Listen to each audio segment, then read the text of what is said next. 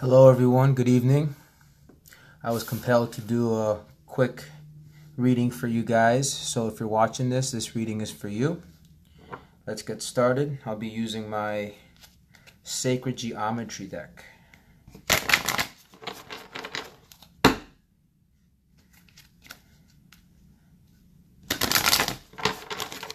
Okay, let's see.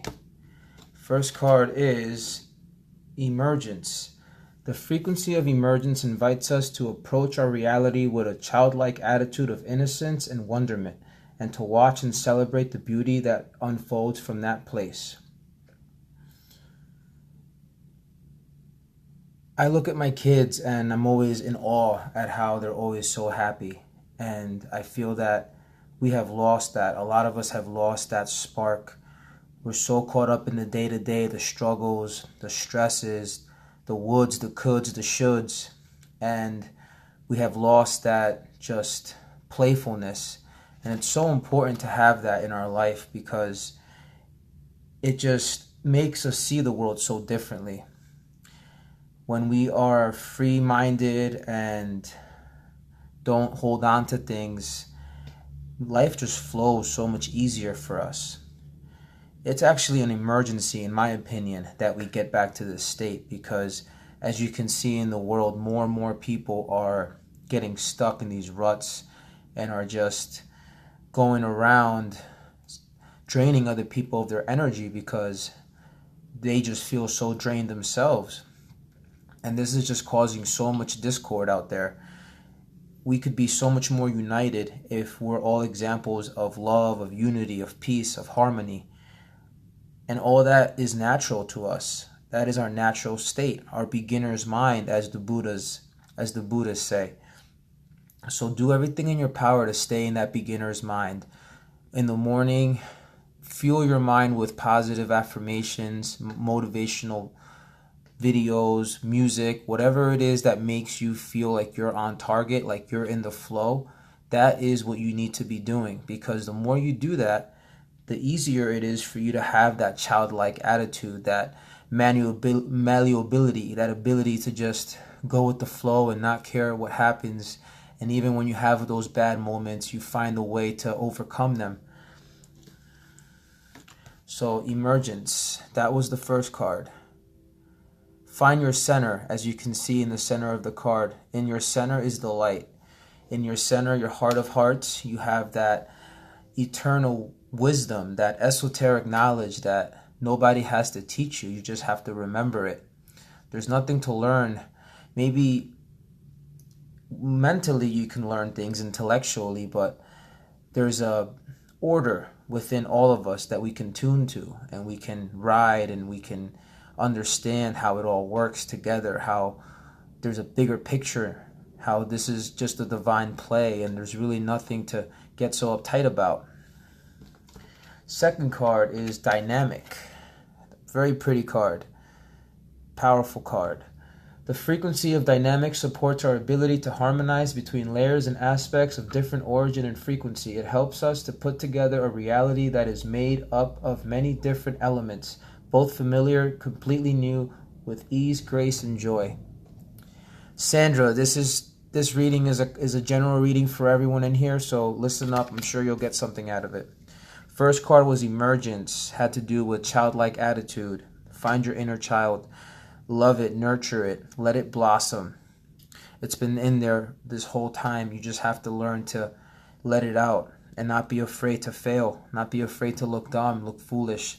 Second card is Dynamic. The frequency of dynamic, once again, comes to mind is water, being malleable, being able to take whatever life throws at you. If you can be a genuine alchemist, an alchemist were people that wanted to turn dirt into gold, metaphorically speaking. Your life, the bad things that happen, is your dirt. It's your job to be an alchemist and turn those things into gold, to find the way to really use those as compost to make what you are trying to get out of life, to not feel like you're a victim, to instead empower yourself with the things that are happening to you, the good, the bad. And also, don't be so quick to be comfortable when something is going well. Question even the positive things in your life. Understand that they're positive because you're running away from something that's negative, and don't get so caught up in it, because when life comes around and shifts you, it's going to hurt, because you're going to be like, this is where I want to be. We're not meant to be statues. We're meant to be flow-like and always go with what life throws at us. So don't be so caught up in just having one way or one thing you need to be happy, because that is a disaster as well. Third card is the throat chakra. The frequency of the throat chakra, the blue flower of life, supports our self-expression and our sense of peace and balance. Throat chakra, speak your truth, but do it in a way where it makes sense for you. Do it in a way where your heart feels open. Don't go around telling people about wisdom when they're not ready to hear it, because it'll completely deplete your energy, and they'll laugh at you. They'll make it seem like you don't know what you're talking about. Find the people that are ready to hear the message. If they're not ready to hear the message, that's fine. They can go do what they got to do. But there's people out there that are like-minded, that want to hear what you have to say. Don't ever feel like what you're saying isn't good enough or it's a waste of time.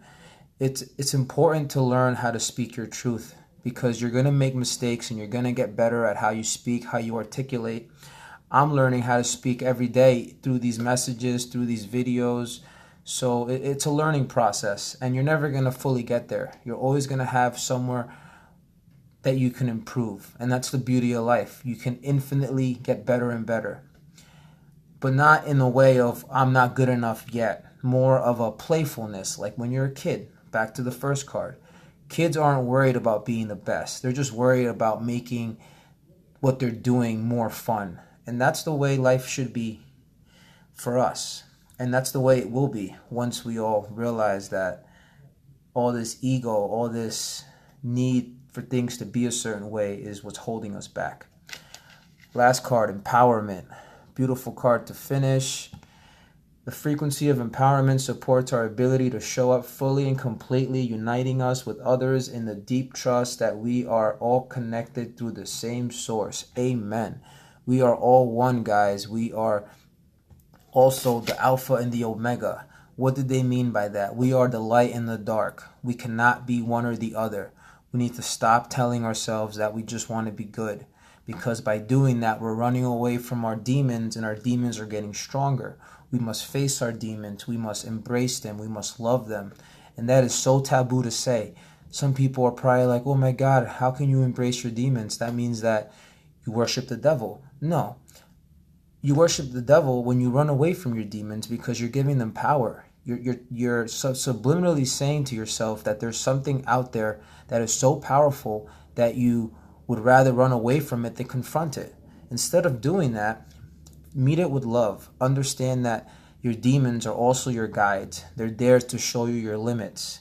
And you don't have any limits. So if you feel that you have limits, if you have demons, then that's your cue to use them to hopefully break out of that bondage, to find that place in you where you realize that you are limitless, that you are eternal, that you are full of grace and love, and that there really isn't a you per se, that you are just a vessel for this awareness that is all around us, that is creating the day, the night, the light, the dark, the ups and downs. And it's a beautiful thing when you start to really live from that place, because it's like your responsibility is no longer yours for your life. Not my will, but thy will be done. You understand that there is nobody to blame.